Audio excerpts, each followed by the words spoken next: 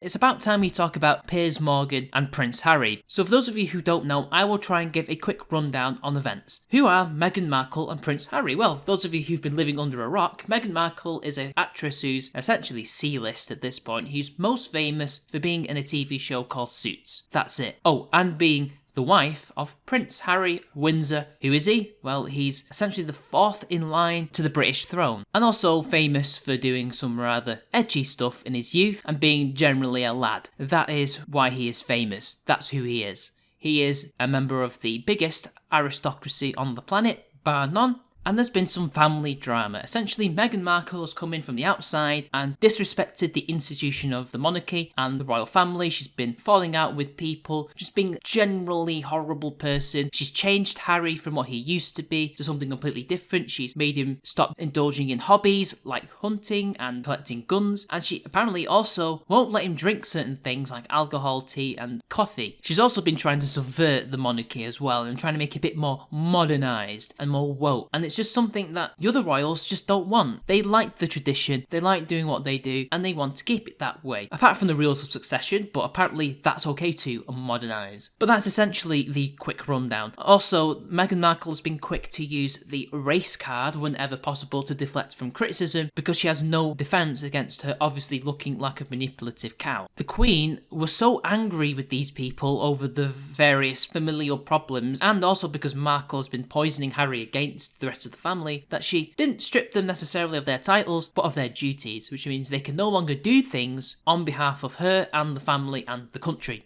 They just can't. And they have left Britain for the quiet climes of LA. Now, why did they move to LA? Apparently to escape the predatory, racist British media, and then promptly do an interview with Oprah. And this has led to Piers Morgan leaving his job on Good Morning Britain. Now, why did he leave his job on Good Morning Britain? Well, within the interview, Meghan Markle said a lot of things that are, quite frankly, Samogus. She called the royal family racist, and in one particular part of the interview, Grin, grin, wink, wink, nudge, nudge, say no more. say that one member of the family had a conversation with Harry about what the baby would look like because the baby would be mixed race. Apparently that's racist now to ask what a baby would look like. Would it look more like the dad or more like the mother? I guess they were trying to imply that it was racist because the person doesn't like coloured people, but then why would they be okay with Meghan Markle marrying Harry? Obviously they're trying to imply that it's Prince Philip because of his reputation for saying racially insensitive things, but that's only because he's an old man. That's literally all it is. He's not actually a racist. In fact, he fought against real racists in World War II. The man may be set in his ways and say things that are perhaps not advisable to people. He makes jokes and things like that. In all the stories that I've seen, I don't think he's ever tried to actively insult people. It is what it is. And that's the person that I think they're trying to say is the racist. But of course, that means that the royal family must be racist. Because much like feminists and men, if one person does something, that means the whole family must be guilty of it, right? It also feeds into other accusations of racism in regards to Princess Diana, who is the mother of Prince Harry. This goes into conspiracy theory, and I shouldn't really go into it too much, but essentially they were accused of being racist because after she divorced Prince Charles, she got with this French Arab man. I forget his name, but his father used to own a football club in the United Kingdom called Fulham. I think they were called Fayyad. So basically, Mr. Fayyad and Diana may have been having a child. I can't remember exactly if this has been proven to be true, but she may have been carrying his child when she died, whether they all knew it or not, and because of that, the royal family allegedly, conspiratorially decided to kill her because they didn't want a mixed race child on the throne, even though this kid would not be able to be a member of the royal family because he wasn't born within the family. And even though she is tangentially related to the royal family at that point via her kids and previous marriage to Charles, she essentially was not a princess at that point. It was just a moniker. She was no longer really a princess. That doesn't even make sense. That kid would never be able to make it to the throne. He would not be a prince if he were to exist. But that is what they're also feeding into. And as you can see with this picture that's gone viral, that is something that Meghan Markle has been keen to exploit. She has been trying to look more and more like Diana, the dead mother of Prince Harry, for I can only assume either manipulative reasons on his part to take advantage of his guilt, take advantage of his emotions and things like that, and maybe also to play on the public. Look, I'm a victim. I'm as good as her. Remember what happened to Diana? It's happening to me. When really it isn't. It's just a really horrible, cynical ploy on her part. But why am I saying all this, and what has it got to do with Piers Morgan? Well, you see, he reacted to the interview on Good Morning Britain and basically said that, well, I don't believe any of this. I find it hard to believe. Anybody can say that I don't believe you were racially abused by the media or racially abused by a member of the royal family. But what was it that he disbelieved, or at least apparently disbelieved in, made him want to leave? Well, she mentioned in the interview that she felt suicidal during this time, and that was another reason why they had to go. As far as I'm aware, she does not explain how she became suicidal. I assume it was implying the media and all the fighting going on within the family, which she caused, and the media she courted as well. How that possibly could make somebody suicidal, I don't know. He left because of that, because he dared to say, I'm sceptical on this. And to me, that shows really where the power lies. It doesn't lie with the British media, who are apparently so predatory and evil that this woman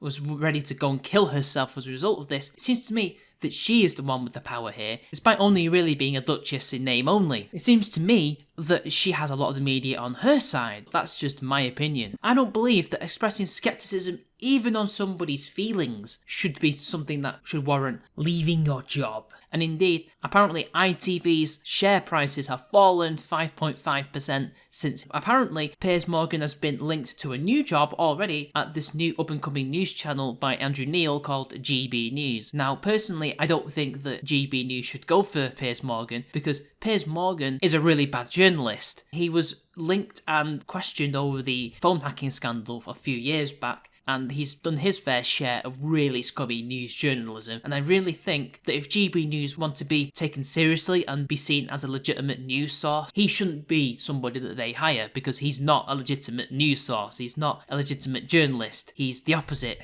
He's your typical shark journo, if anything. The man has never been above lying, he's never been above being a general asshole. He'd be great for views, he'd bring in the views, but would he be great for legitimacy, for honest news telling? No, I don't think he would be. Now, maybe if they rein him in and, I don't know, just make him an anchor, it could work. And I'm not even trying to say that he doesn't deserve a job after this, ever. That's not the case at all. I just don't think he'd be a good fit for them. But ultimately, it's up to Andrew Neil. He's the boss. But this whole scandal regarding Meghan Markle and the royal family and Prince Harry is just horrible at this point. It just becomes sickening and downright creepy at some point. The Queen did make a response to Meghan Markle's accusations, and recently Prince William came out and said that, look, we're not a racist family, for God's sake. The Queen essentially said something that implied, in typical English understatement and class, that Meghan Markle, the bitch, is lying. I've never seen any evidence to suggest that the British media, or even British society, hates Meghan Markle because of her race. We keep constantly being told they're trying to keep a good black woman down, even though she's not black, she's mixed race. It's that typical American one-drop rule nonsense being imposed upon the rest of us here in Britain. She's not black. She doesn't even look black. The baby doesn't even look black. In fact, there was a comedian / radio DJ who got fired for making a chimp joke at their expense. He wasn't even using it in a racial term. He just was trying to say they were all stupid, which is fine. Everybody just says, oh, there's this undercurrent. There's an undercurrent of racism. It's just seeping under the whole media narrative. And when I try and ask for evidence for this undercurrent, it's just a feeling that they have, and that you just have to see it to believe it, I guess. Again, they can't find anything. They can't show me anything. It's just there. They can just see it. Well, I can't see it. And apparently I should be able to see it, not being white, because I myself am mixed race, but I really don't see it. She just comes across as a manipulative bitch to me, and that's what a lot of the media, at least those who don't like her, that is, have been trying to say. The rest of them have been well on her side, especially leftist media. Another thing is that they will always defend Markle and Harry, saying, well, look, we don't know what's really going on in their heads. For all we know, they could be happily married and he's enjoying his life. Really? Well, imagine if the shoe was on the other foot and it was him doing all these things to her, saying don't do acting, don't drink water, drink alcohol or whatever because water's crap. Everybody would be attacking him and people would be trying to save her. But because it's Prince Harry, apparently it's okay and we shouldn't judge. Isn't that weird? But anyway, that's all I've got to say on the matter. It's been your boy, and until next time, I'll see you all later.